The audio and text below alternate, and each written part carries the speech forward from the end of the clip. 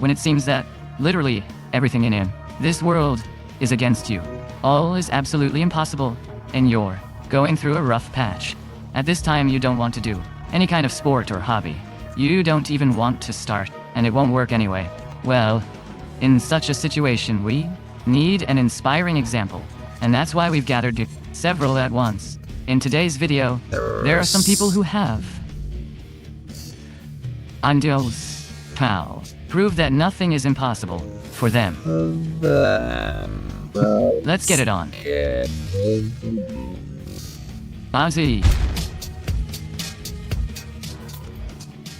Anthony Byer. Time goes by. People change, and today, no one's surprised by the full, unusual hair color or some special way of speaking. But, unfortunately, something remains the same.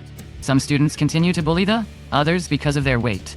Born in Queensland, Australia, Anthony Byer was one of those who was never invited to fancy parties in his youth. The boy weighed 157 kilograms, wore giant trousers, and had no hope that some girl would like him. Anthony loved fast food, and his portions would have been enough to feed several people at once. Every day he ate 10,000 calories, had all the soda, and it's very clear that, guy's health wasn't that good. Of course, he was worried about being overweight, but as often as it happens, he just stuck to his problems, and it only got worse. His classmates had been joking about his weight for years, but the most brutal prank happened shortly before graduation. One of the students agreed to go to the school ball with Byer, and it wasn't just some girl, but the most beautiful girl in the class. The guy just couldn't believe his happiness. He bought a new suit, rented a limousine, and of course, was very nervous. But when Anthony got to the girl's house and rang the doorbell, he'd been struck with something unexpected.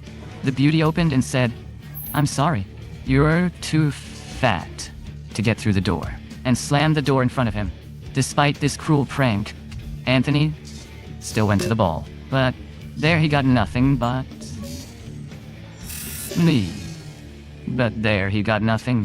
a lot of mockery. As a result, the guy got depression, and who knows what his life would have been like. But in 2014, doctors diagnosed the initial state of diabetes. This encouraged Anthony to give up on bad food and take care of himself, and he did it. Byer, who was once considered the most unattractive guy in school, has changed beyond recognition. Just you knows, he lost 60 kilos and became very handsome. Enjoy cooking while you're waiting for your nachos. Anthony also started his own business and works as a personal trainer to help other people suffering from obesity. But the most surprising thing happened when his former classmates contacted him. Yes, the same ones who bullied him at school. Among them, there was the same beautiful girl who made a cruel joke about Anthony on prom day. She apologized and asked him out. Byer didn't tell whether he accepted the girl's offer, but admitted that he was ready to forgive the offender. Forgive, but not forget how cruel she was. However, the guy now has enough candidates for dates, and his Tinder is full with messages. Keenan, Kyle's. For many, the janitor's work looks like one of the saddest jobs in the world. Well, what do you think? Hard work, limited prospects, collecting the garbage daily from other people without any career opportunities. Just terrible. But the story of a guy named Keenan Kyles proves that things can be different. He worked for many years as a janitor on the ABC7 Chicago TV station. He spent almost a decade on cleaning. Any other man would have given up and accepted that this is the only possible option, but not Kyle's. While the guy was cleaning, sweeping, and dusting, he was also dreaming of becoming an opera singer, and for a reason. While the other kids watching cartoons or doing sports after school, Keenan Kyles was singing. At the age of 8, he joined the Chicago Children's Choir, where he performed until the age of 18, and then even studied music at the Columbia College in Chicago. Alas, it wasn't possible to earn a living by singing, and the guy started to work as a janitor and he's been patiently chasing his goal for a long time. Yuan and Yuri.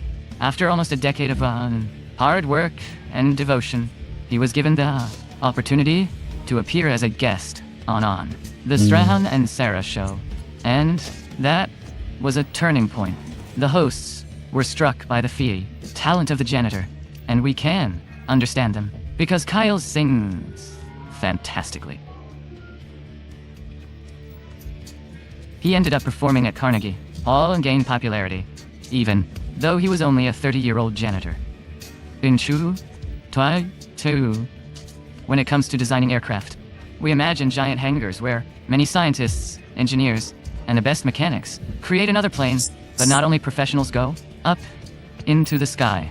All over China, some farmers have begun to create their own aircraft, most of the time just in their yards. Not every design is equally successful, though some of these amateur aircrafts are very dangerous and function badly. But some designs work so well that they're recognized even among the professionals. One such example is the story of the story. A man named Bin Chu. Bin Chu was one of the 300 million farmers who were engaged in agriculture in China for most of his life. But Chu always dreamed of something else. Instead of gardening, he wanted to fly high in the sky. His dreams seemed impossible for a long time, until one day, Chu decided to take matters into his own hands. He exchanged his tractor for a screwdriver and created his first successful aircraft using the agricultural equipment, and it all worked out. Today, Chu makes a living by building unusual planes for flight enthusiasts and spends all this free time in the air.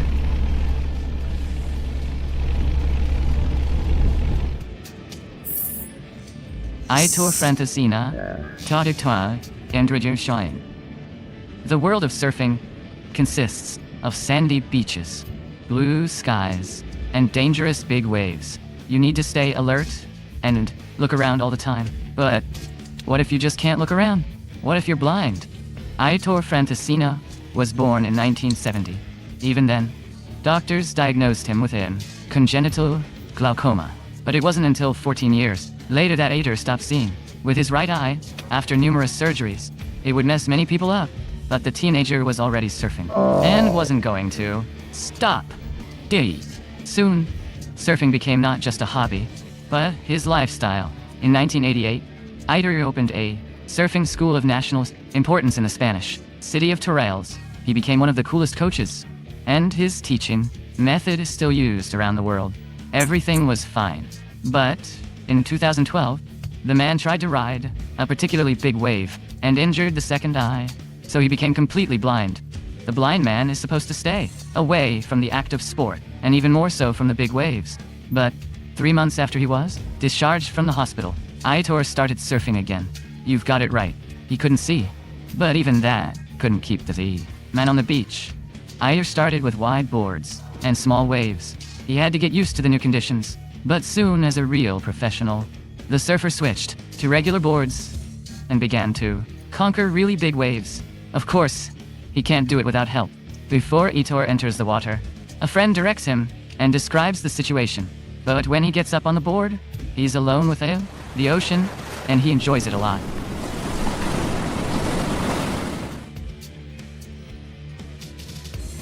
Frederick Sauce.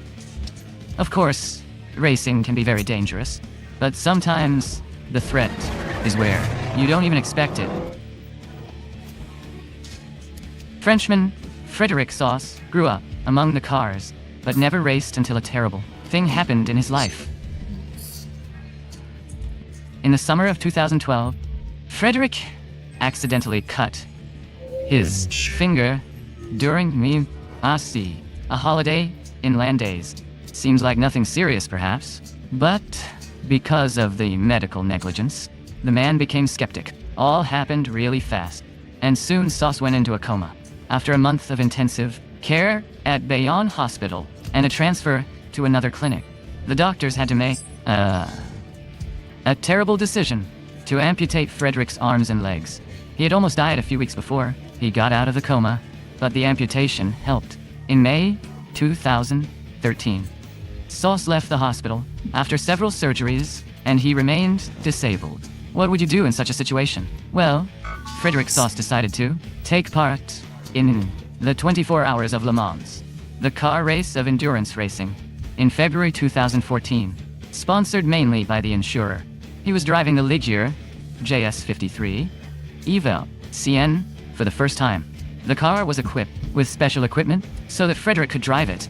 Sauce does this with pedals at hip level, rotates the steering wheel thanks to the fine prosthesis attached to the right arm, and his left arm remains free. The gears are then automatically shifted, and this amazing Frenchman really started racing. Of course, it's hard for a man without arms and legs to compete with ordinary athletes, but that didn't stop Sauce. Everybody's dreams are different. For some, it means having a house, a yard with a green lawn, a dog, some kids, exactly like in a cereal ad. But for a group of friends in Kentucky, it means owning Young's High Bridge. Doug Frutos and his buddies have been friends for over 30 years, and all this time they've been doing bungee jumping. 6 years ago, the friends bought a bridge for themselves. Yes, when you do your hobby for so many years, you can afford some valuable investments. This is a former railway bridge, which friends are fully equipped for their needs. Usually, people who are fond of bungee jumping can face their problems. For example, the owners of the buildings aren't always happy with what's happening. But when you own a bridge, you can just forget about it. Now, the friends share their love for bungee jumping with everyone, and Doug himself says he's ready to continue doing it, even when he's 80. When doctors diagnosed Jaron Herman with hemiplegia, they said he wouldn't be able to even get dressed or eat, because the disease implies a complete loss of the motor skills on one side of the body. The doctors insisted that the guy would need help with almost everything he did every day. Complete weakness. Big thanks for spending time with me today. Hit subscribe if you want more awesome content. Comment below. I'd love to hear from you. And don't keep this to yourself. Share it.